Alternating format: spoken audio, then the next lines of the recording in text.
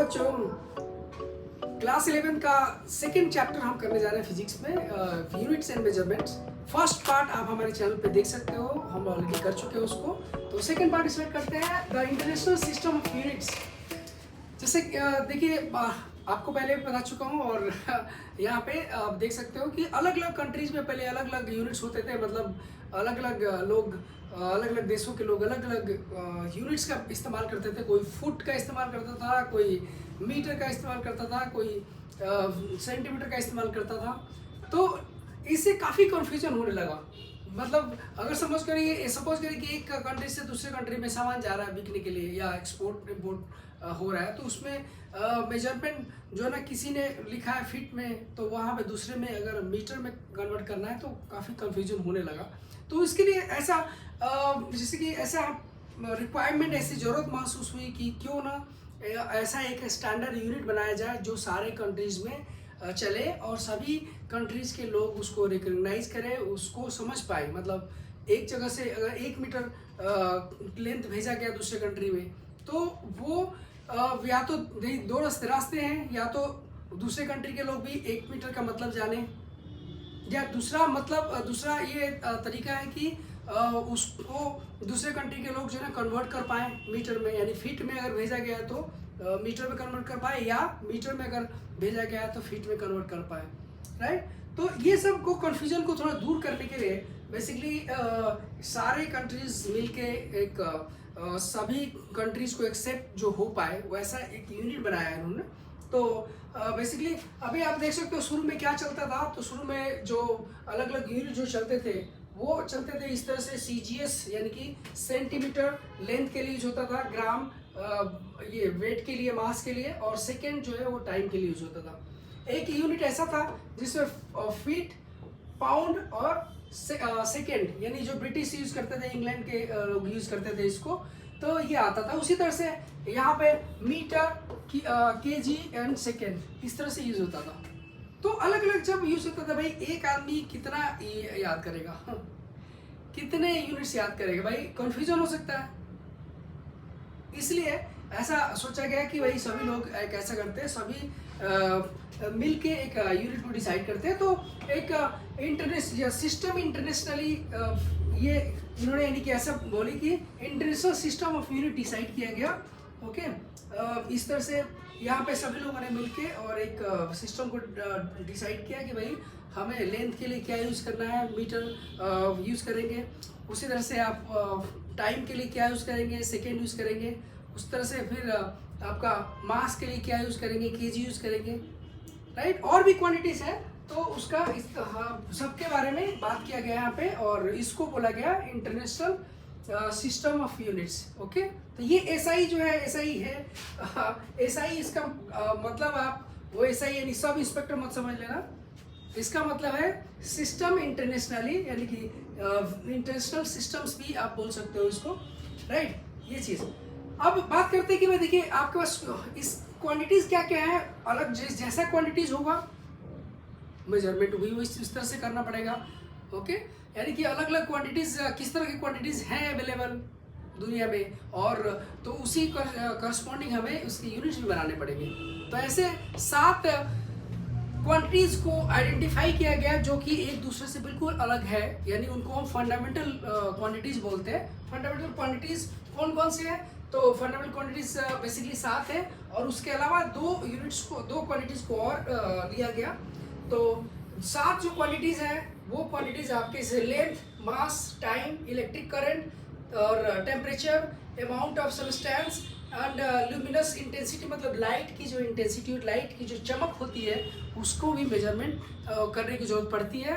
अलग अलग उसका पर्पस अलग अलग होता है। आप लैब में जब मेजरमेंट करते हो, भाई 1 मोल मतलब आप कोई रिएक्शन करा रहे हो, तो दो रिएक्टेंट को आप मिला रहे हो, 2 सब्सटेंस को मिला रहे हो, मिक्स करके कोई रिएक्शन करा रहे हो, तो उसमें कौन कितना मात्रा में डाला जाए, उसके लिए हमें यहाँ पे अमाउंट ऑफ सब्सटेंस की जरूरत पड़ी। तो इनके यूनिट्स डिसाइड किए गए। लेंथ का मीटर है, मास का, ये ऐसा यूनिट मैं बता रहा हूँ आपको, ठीक है। अब एक बार आप ऐसा यूनिट समझ जाते हो तो हम क्या करते हैं, जो अलग अलग इस्तेमाल हो रहा था उनको इसके साथ जोड़ सकते हो।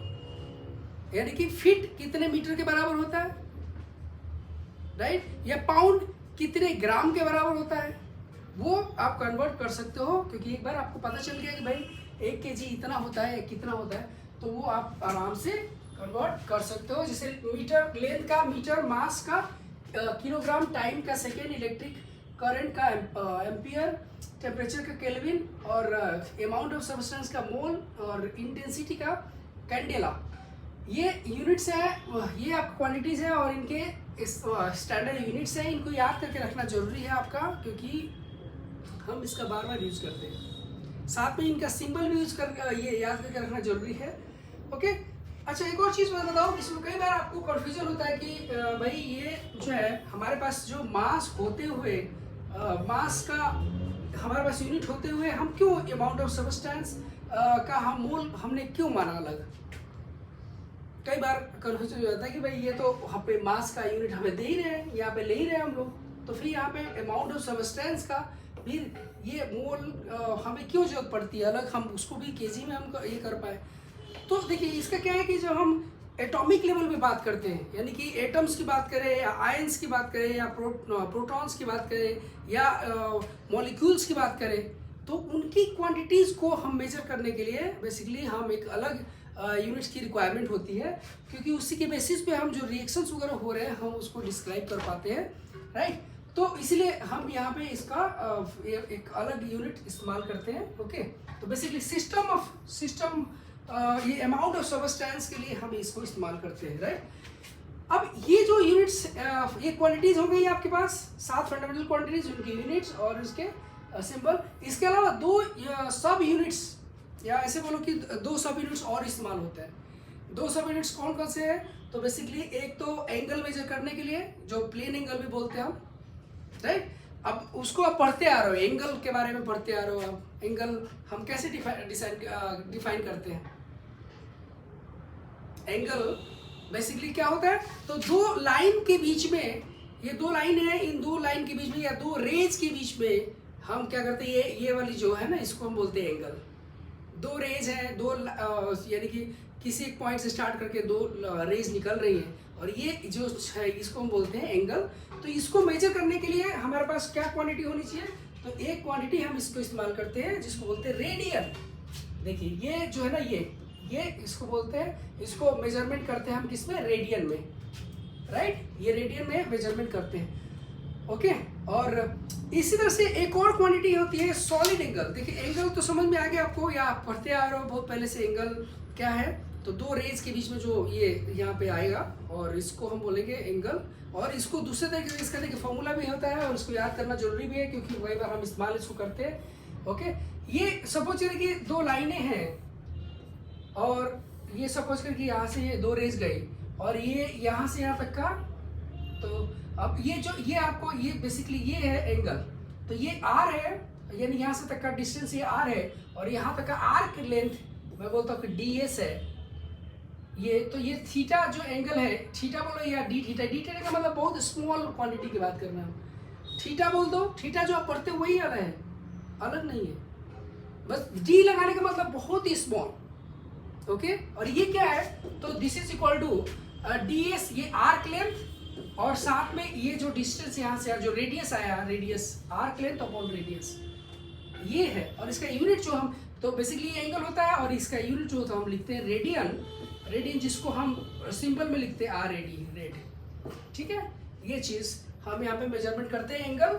प्लेन एंगल बोलो या एंगल बोलो, एक ही बात है, ठीक है। कई बार हम इसको सिर्फ थीटा से भी डिनोट करते हैं। डी लगाने का मतलब स्मॉल, बहुत स्मॉल। जब बहुत स्मॉल करते हो तभी हम ये फॉर्मूला देते हैं, क्यों, क्योंकि जब बहुत स्मॉल करोगे, ये बहुत छोटा करोगे, तभी ये और ये आर दोनों बराबर हम ले लेते हैं। समझ गए बात।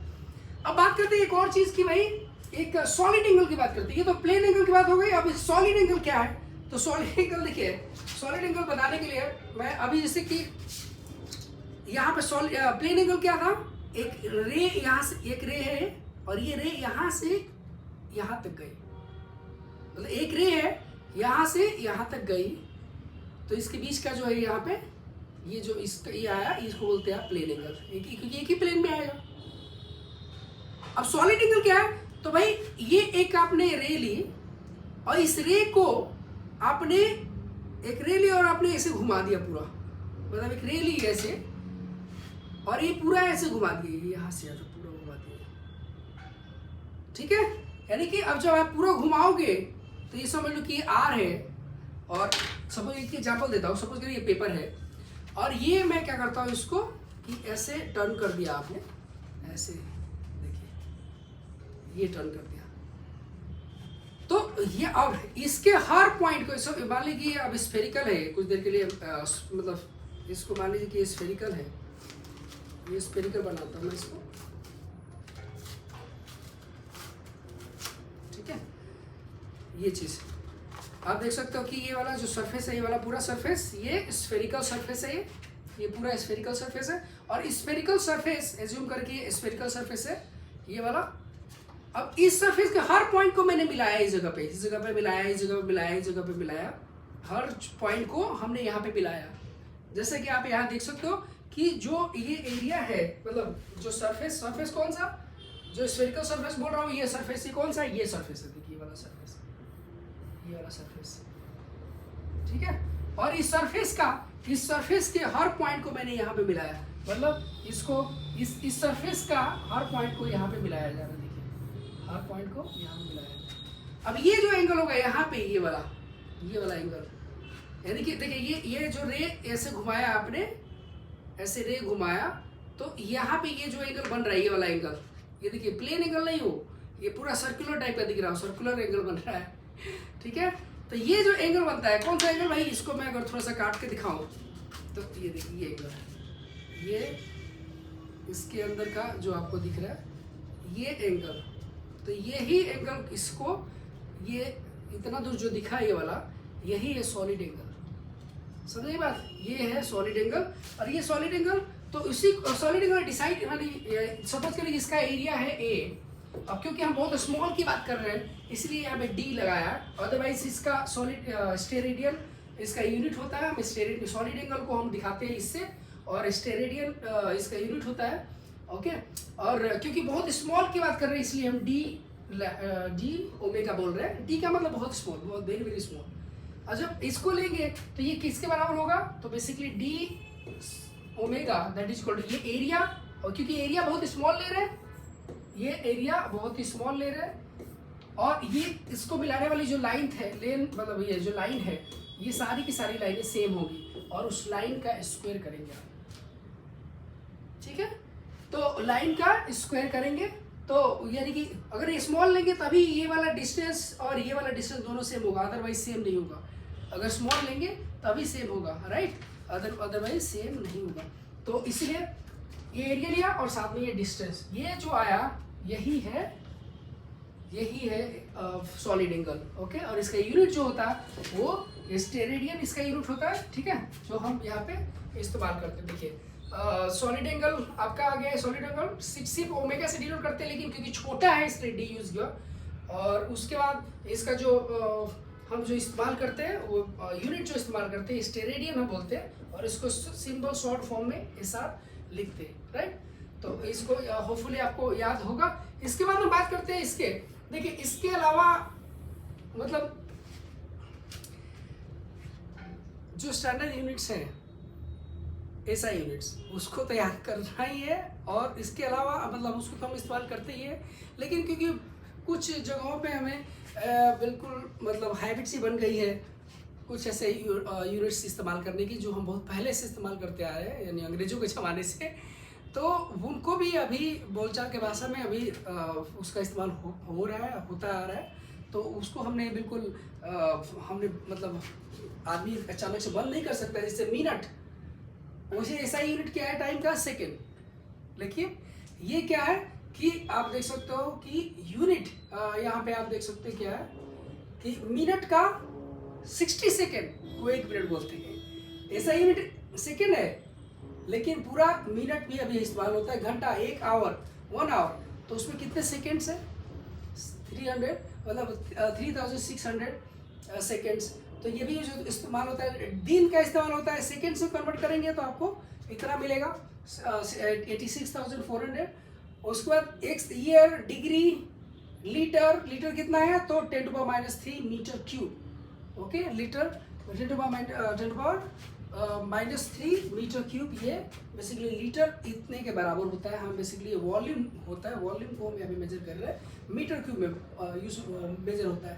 टन कितना है तो 1000 kg, यानी उसको 10⁻³ kg लिया गया। और इस तरह से और भी यूनिट्स हैं जिसको आपको याद करके रखना चाहिए, जो कि आपके लिए बहुत यूजफुल हो सकता है। फॉर एग्जांपल ये एटमॉस्फेयर प्रेशर का पास्कल होता है हालांकि, लेकिन एटमॉस्फेयर प्रेशर कितने पास्कल के बराबर 1.013 × 10⁵।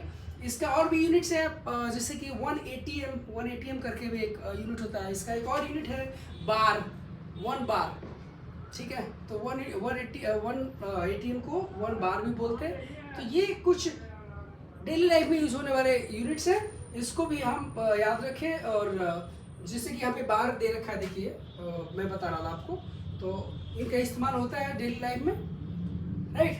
अब ये सारी चीज़ें जैसे कि अब इसमें आप देख सकते हैं कि क्या क्या चीज़ें हैं, ये इसको याद रखेंगे। देखिए, आपको कोई भी क्वांटिटी मेजर करनी होती है तो उसमें इनका इस्तेमाल होता रहता है। तो एक तरह से मैं सजेस्ट करूँगा कि इसको याद रखिए, तो ये आपके लिए बहुत बेनिफिशियल होता है। ये जैसे कि कोई वर्ड इंग्लिश बोलना, आपको वर्ड ये करना है तो आपको मतलब कोई वर्ड के बारे में सीखना है तो उसके बारे में ABCD तो जानना जरूरी है। ये एक तरह से ABCD है इसकी, राइट। और उसके बाद अब बात करते हैं इसको कि मेजरमेंट ऑफ लेंथ कैसे करते हैं। तो लेंथ का मेजरमेंट नॉर्मली जैसे कि स्केल है आपके पास, राइट, स्केल है मेजरमेंट का, या फिर अब देखिए मेजरमेंट का हालांकि मीटर ऐसा यूनिट है, लेकिन आप मेजरमेंट करने के लिए क्या यूज़ करते हो तो स्केल यूज़ करते हो। अगर आपको सेंटीमीटर में यूज़ करना है, मतलब मेजर करना है, या मीटर तक में यूज़ करना है तो आप स्केल यूज़ करते हो। लेकिन आपको बहुत छोटा सा, अगर आपको छोटा सा लेंथ मेजर करना है, यानी कि सेंटीमीटर से भी कम, मिलीमीटर से भी कम मेजरमेंट करना है, तो आप क्या करोगे, तो और इंस्ट्रूमेंट्स आते हैं, वर्नियर कैलिपर एक आता है। अब एक वो क्या होता है, सपोज करिए कि आपके पास स्केल है, ये इसका आप क्या कर सकते हैं, मिनिमम आप 1 सेंटीमीटर 1 मिलीमीटर तक इससे मेजर कर सकते हो। लेकिन 1 मिलीमीटर से कम का मेजरमेंट करना हो तो कैसे करोगे, तो उसके लिए अलग स्केल आता है, मतलब अलग तरह का स्केल, जिसको बोलते हैं वर्नियर स्केल, वो भी हम पढ़ेंगे। उसके बाद अगर मान लीजिए कि इसका उससे भी छोटा अगर मेजरमेंट करना है तो उसके लिए क्या होता है, तो उसके लिए स्क्रू गॉज होगा, वो आएगा। सपोज करिए कि आपको मेजर करना है धरती और सूरज के बीच का डिस्टेंस मेजर करना है, कैसे मेजर करोगे भाई, लेंथ से, स्केल से तो यहाँ से वहाँ जा नहीं सकते, है ना। यहाँ से धरती से चांद का डिस्टेंस मेजर करना है आपको, तो स्केल से आप स्केल लेके तो वहाँ पहुँच नहीं सकते भाई, एक स्केल मेजर किया। तो उसके लिए हमें क्या करना पड़ता है, उसके भी तरीके हैं कि कैसे मेजर कर सकते हो, राइट। और वो मेजरमेंट करने का तरीका हम सीखेंगे अगले भाग में। और इस पार्ट 3 में हम उसको देखेंगे कैसे मेजर कर सकते हो आप यहाँ से बैठे बैठे, धरती पे बैठे खड़े या बैठे यहाँ पे रहते हुए आप कैसे चांद का दूरी मेजर कर सकते हो, सूरज की दूरी मेजर कर सकते हो, राइट। किसी भी प्लैनेट के उसका डिस्टेंस आप यहाँ से मेजर कर सकते हो। तो उसका यहाँ पे हम अभी नेक्स्ट पार्ट पे हम उसके बारे में चर्चा करेंगे और उसको पढ़ेंगे, समझेंगे, ठीक है। और अभी तक अगर आपने हमारे फर्स्ट पार्ट को नहीं देखा है तो उसको आप देख लीजिए, रिवाइज कर लीजिए, और चैनल को सब्सक्राइब नहीं किया तो प्लीज़ सब्सक्राइब कर लीजिए। अपने दोस्तों को भी शेयर करिए, जिससे कि वो भी मतलब अपने दोस्तों को शेयर करें और साथ में सब्सक्राइब भी कर लें, ठीक है। तो मिलते हैं नेक्स्ट पार्ट में, पार्ट 3 में। Okay, thank you.